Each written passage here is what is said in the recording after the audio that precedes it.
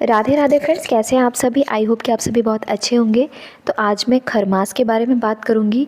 तो खरमास कब से प्रारंभ हो रहा है, कब समाप्त होगा, ऐसे कौन से काम है जो खरमास में नहीं करने चाहिए, ऐसे कौन से काम है जो खरमास में करने चाहिए, सभी महत्वपूर्ण बातें खरमास को लेकर के मैं आपको इस वीडियो में बताने वाली हूँ।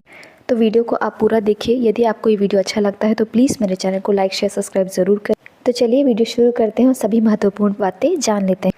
तो देखिए, सबसे पहले तो मैं आपको बता दूं कि खरमास में क्या होता है कि जब सूर्य भगवान धनु और मीन राशि में प्रवेश करते हैं तो उनकी तेज से उनके जो गुरु हैं, गुरु बृहस्पति देव, जो उनका प्रभाव जो है वो कम हो जाता है। इस वजह से जैसे शुभ और मांगलिक कार्य नहीं होते हैं। और सूर्य भगवान जो 7 घोड़ों से अपनी सवारी उनकी होती है, मतलब 7 घोड़ों पे वो सवार होते हैं, उनकी जो रफ्तार होती है वो धीमी हो जाती है।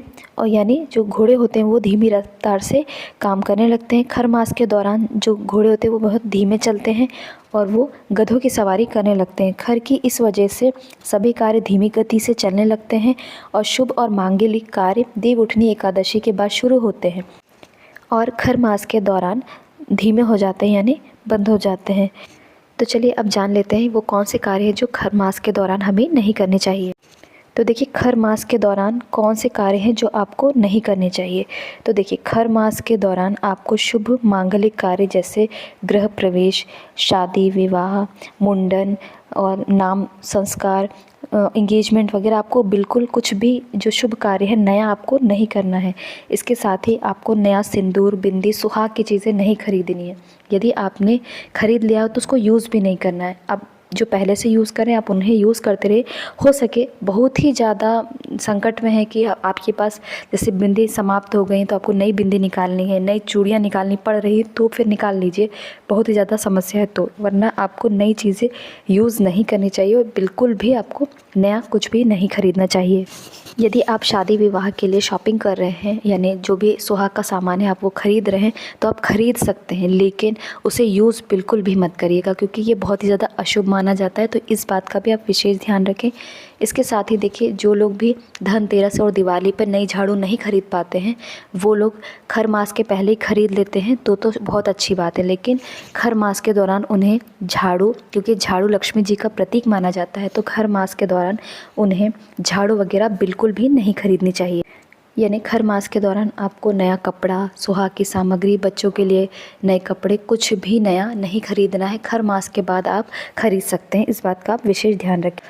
इसके साथ ही देखिए, खर मास के दौरान आप नया वाहन बिल्कुल भी ना खरीदें क्योंकि कहा जाता है कुछ लोग क्या है बिना पूछे समझे, मुहूर्त बिना देखे खरीद लेते हैं, लेकिन बाद में उन्हें पछताना ही पड़ता है। ये 100% गारंटी है जो मैं आपको दे रही हूँ। तो आप खर मास में बिल्कुल भी वाहन, कोई भी, चाहे वो छोटा वाहन हो चाहे वो बड़ा वाहन है, आपको नहीं खरीदना है। इस बात का आप विशेष ध्यान रखें। इसके साथ ही देखिए, यदि आप नया घर में गृह प्रवेश करना चाहते हैं, जैसे कोई लोग रेंट में रहते हैं, तो यदि आप रेंट पे नए घर में जाना चाहते हैं तो खरमास के पहले ही आप उस घर में जाकर कुछ सामान जैसे अनाज वगैरह या फिर थोड़े बहुत बर्तन या कपड़े जाकर रख दीजिए। इससे आपका गृह प्रवेश मान लिया जाएगा। इसके बाद में आप खरमास में अगर आपको डायरेक्ट जाना पड़ रहा है तो आप डायरेक्ट बिल्कुल भी मत जाइए। इसलिए मैंने ये वीडियो पहले डाला है, तो आप पहले ही देख लीजिए कि आपका खरमास कब से लग रहा है। आप उसी हिसाब से पहले ही इन सब चीज़ों की तैयारी कर लीजिए। और यदि नए घर में भी आपको गृह प्रवेश करना है तो आप मकर संक्रांति के बाद ही करिएगा। यानी इस 1 महीने में, इस खर मास में आपको गृह प्रवेश बिल्कुल भी नहीं करना है। ये बात आप गांठ बांध दीजिए। ये नहीं कि आप सुन ले और एक तरफ से सुने दूसरे कान से निकाल दे, क्योंकि ये सभी चीज़ें ऐसी होती पहले नहीं समझ में आता, बाद में अशांति होती है। यानी अगर हमने गृह प्रवेश कर लिया, नया वाहन खरीद लिया, तो पहले तो नहीं समझ में आएगा, पहले लगेगा अरे कुछ नहीं, लेकिन आपके मन में ना अशांति बनी ही रहेगी क्योंकि ये कुछ चीज़ें होती जो आपको माननी ही चाहिए। इसके साथ ही देखिए, जैसे जिन लोगों की नई नई शादी हुई है, लड़कियों की हो या लड़कों की हो, तो खर मास में आपको मायके या ससुराल नहीं जाना है। यानी जिन भी लड़कियों की भी नई नई शादी हुई हो, वो पहली बार अगर आ जा गई हों, यानी पहली बार चली गई हैं मायके या मायके से ससुराल, तो ठीक है, लेकिन खर मास में पहली बार ससुराल से मायके या मायके से ससुराल नहीं जाया जाता है, इस बात का भी आप विशेष ध्यान रखें।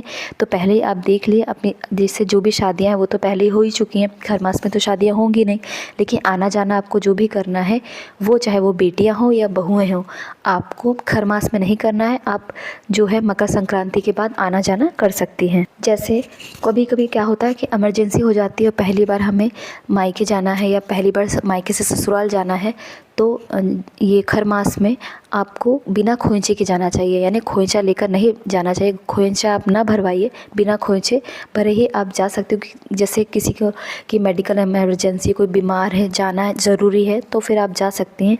अगला नियम ये है कि खर मास में नया आपको व्रत कोई भी नहीं उठाना है।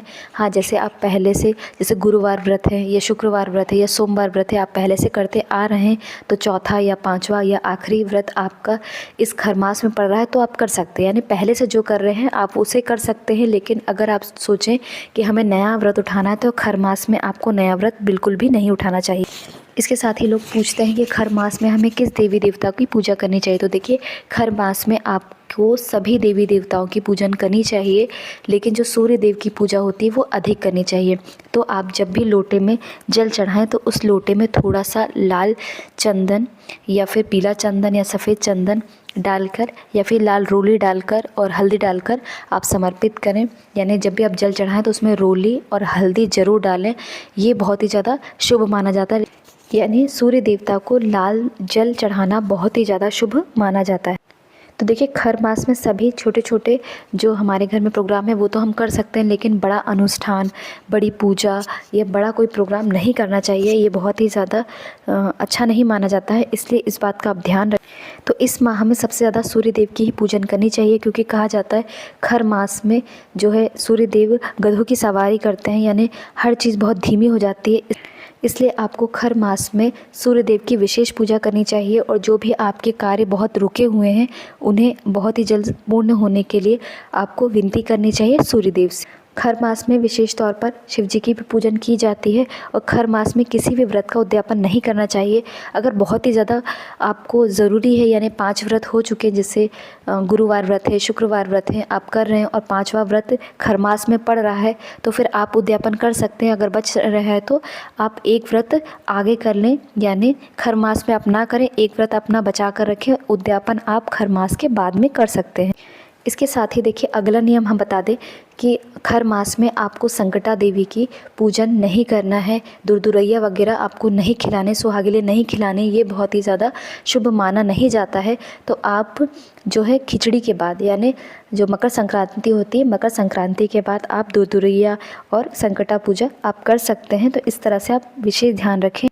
तो चलिए, अब हम आपको बता देते हैं कि खर मास कब से शुरू हो रहा है, कब समाप्त होगा। तो देखिए, हिंदू पंचांग के अनुसार इस साल सूर्यदेव धनु राशि में 15 दिसंबर रविवार को रात्रि 10:19 पर गोचर करेंगे, यानी प्रवेश करेंगे। इस अवधि पर धनु संक्रांति होगी। पंचांग को देखते हुए इस साल खर मास 15 दिसंबर से शुरू होगा। वहीं साल 2025 में सूर्यदेव मकर राशि में 14 जनवरी मंगलवार को प्रवेश करेंगे और इसी दिन खर मास समाप्त होगा। तो आशा करती हूँ आपको सभी बातें अच्छे से समझ में आ गई होंगी। तो खर मास में आप स्वेटर वगैरह, ऊनी वस्त्र और राशन पानी खरीद सकते हैं, इस बात का आप ध्यान रखें। तो यदि आपको ये वीडियो अच्छा लगा तो प्लीज़ मेरे चैनल को लाइक शेयर सब्सक्राइब ज़रूर करें, ताकि इसी तरह से मैं और भी अच्छी अच्छी वीडियो आपके लिए बना सकूँ। धन्यवाद।